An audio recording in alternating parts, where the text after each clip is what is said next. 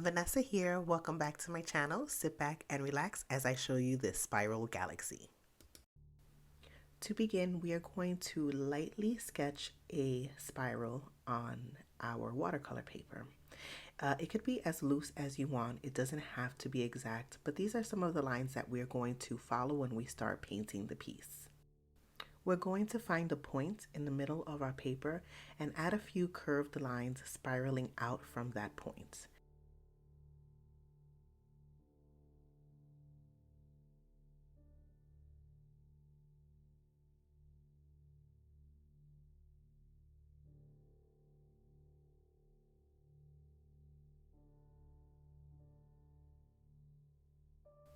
Using a flat wash brush, we are going to thoroughly wet the paper.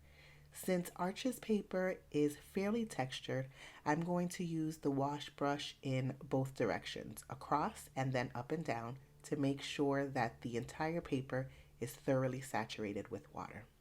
The trick to this is not to form any puddles on your paper. So when you're dragging your brush across the paper, make sure you take it all the way across and not lift it up while it is in the middle of the paper. This will help you avoid any large puddles on your paper. You want it to be a sheen of water instead of puddles. Switching from your flat brush to a round brush, I will be using a size 8 round. I will be using my lightest blue color, which is turquoise green by Sennelier, and following the pattern that I drew on the paper initially. Using the same color, I will be tracing over every line that I added to my paper. It doesn't have to be in one smooth motion. If you lift up your brush during the tracing of the lines, that's okay. You'll have little splotches of paint that begin to spread out on the water, and those are some things that we are going to smooth out a little later.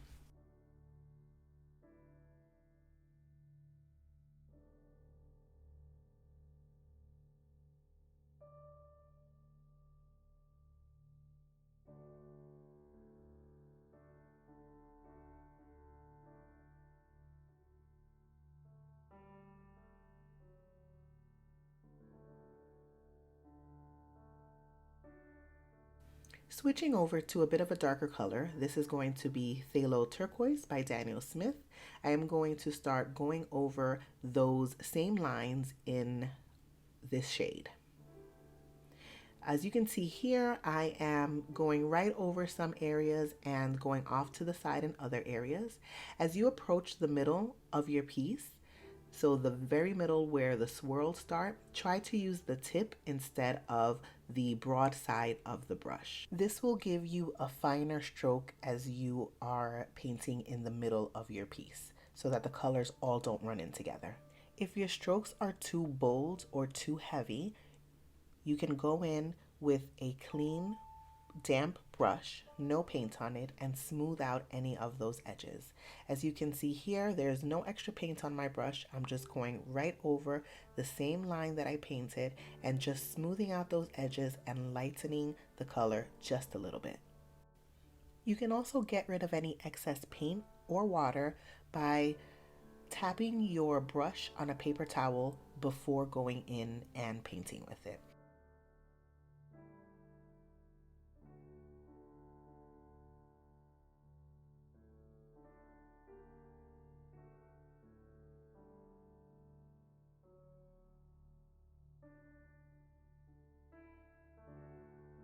Once you're satisfied with the initial look of the spiral, you can start painting the background. So for the background, I'm going to use a mixture of Peacock Blue by Magello Mission Gold and Anthraquinone Blue by M. Graham. Making sure that my brush is completely loaded with this color, I am going to go around and trace the very edges of my paper. And as you can see here, there is no right or wrong way to do it. Just go in and lay the paint down, add more paint to make it darker. If you wish, add a little bit more water to make it lighter. Just make sure to cover all of the edges and round out the corners of the spiral.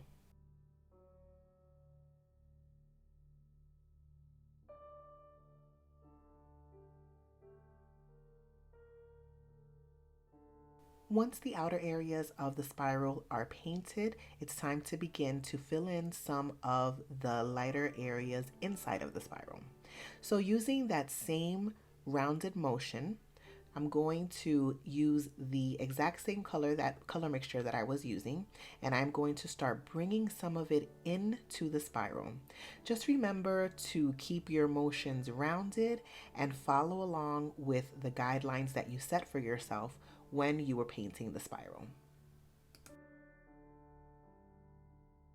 As you can see here, I'm making some areas much darker than others. You want to provide a bit of contrast when working with a spiral. So you want to have a few areas where they're very light and then a few areas where the darkness of the space around it runs into the spiral. And again, remember, just as when you were painting the spiral, as you approach the middle, use the tip of your brush more than you would use the broad side of your brush. This will keep the strokes finer inside of that spiral.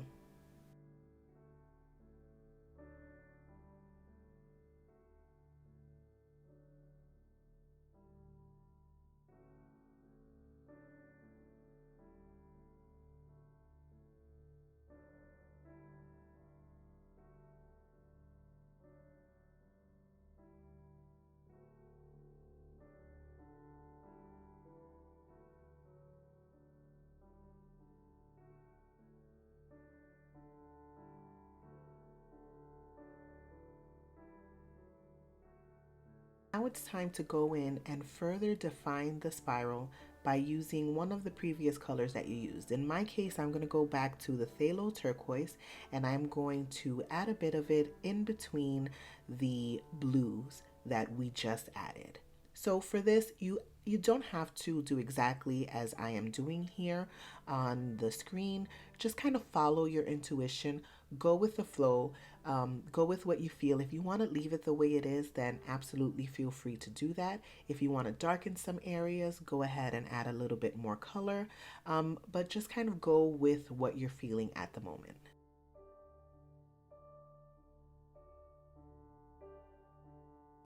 One thing that I like to do when I am painting is to step back. If I'm sitting, I like to get up and look at my painting from a different perspective. This usually gives me an idea of where my painting is at the moment and if there are any additions that I want to make.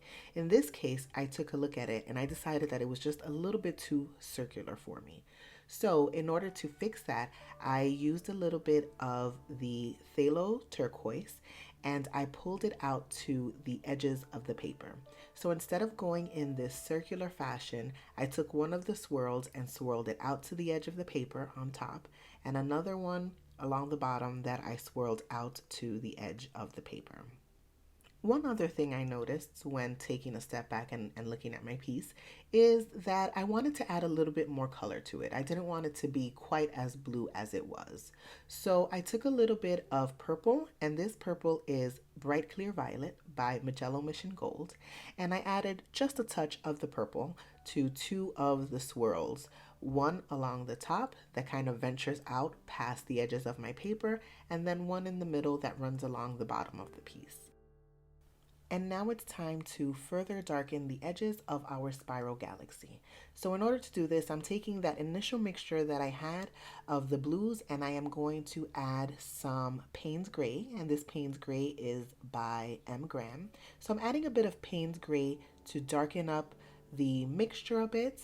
And I am adding it to the edges of the spiral galaxy.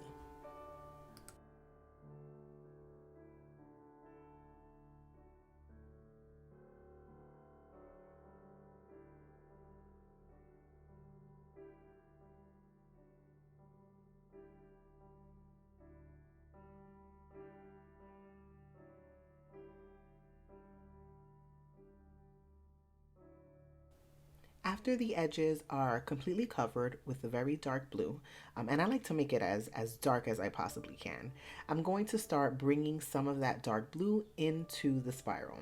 I like to do this because it helps the spiral like really pop out from the page, and it also gives it a really nice contrast at the end.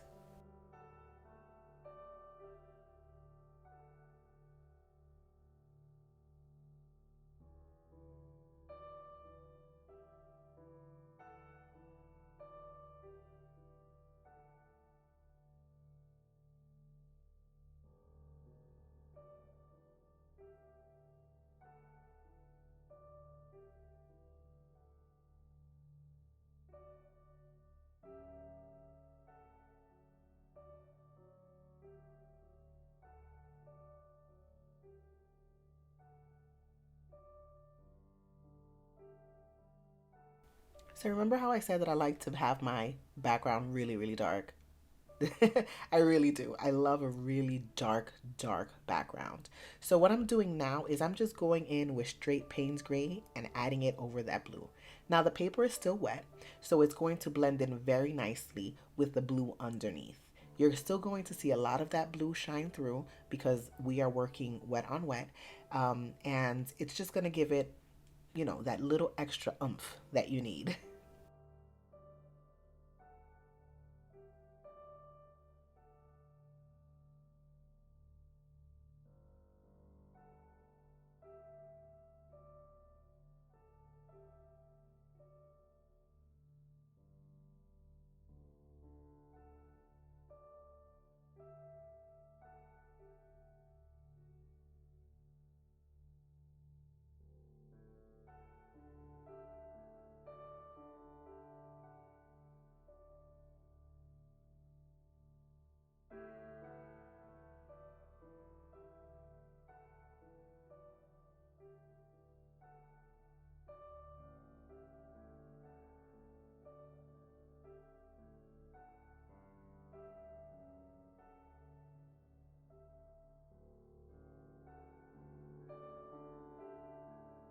So finally, one of the last things we're going to do is lighten the middle just a little.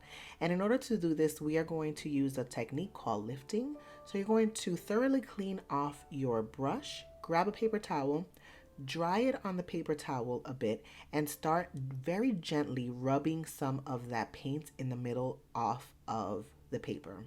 And as you can see here, it's just a very, very gentle rub. You don't want to scrub too hard because you don't want to damage the paper underneath. You can make it as light as you want. You can leave it the way it was if you'd like. I just like to have a little bit of light coming through on the inside of the spiral.